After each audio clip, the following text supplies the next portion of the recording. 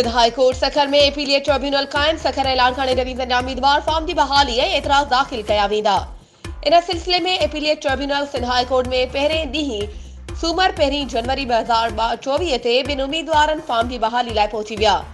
एपीलिएट tribunal में बरुखनी bench justice इरशाद अली शाह और justice Zulfikar Ali सांगी ते मुश्तमिल बेंच दरख्वास्तुनि ते ॿुधणी कंदे एपीलिएट ट्रिब्यूनल में जेडीए उम्मीदवार सरदार मोहम्मद खान जुड़ेजो इन 209 सागर में फॉर्म रद्द थियण खिलाफ बहाली वारी दरख्वास्त दाखिल कराए छॾी।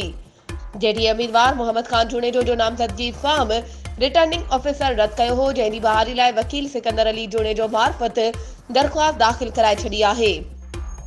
जॾहिं त सखर सिटी जे तक PS24 ते पीटीआई उम्मीदवार सफिया बलोच जो फॉर्म रद्द थियण खिलाफ वकील मार्फत एपीलिएट ट्रिब्यूनल में बहाली वारी दरख्वास्त दाखिल कराए छॾी आहे। रिटर्निंग ऑफिसर पीटीआई उम्मीदवार सफिया बलोच जो PS24 ते नामज़दगी फॉर्म रद्द कयो वियो हो। सफिया बलोच वकील सुंदर अली चाचड़ मार्फत बहाली वारी दरख्वास्त दाखिल कराए छॾी। एपीलिएट ट्रिब्यूनल जे अहाते ॿाहिरां ॿिन्ही उम्मीदवारनि मीडिया सां ॻाल्हाईंदे फॉर्म बहाल थियण जी उम्मीद ज़ाहिर कई आहे। वधीक ख़बरों ऐं अपडेट्स जे लाइ असांजे चैनल खे सब्सक्राइब कयो ऐं हा बेल आइकन खे प्रेस करण न विसारजो त जीअं असांजी हर नई अचण वारी वीडियो तव्हां ताईं पहुची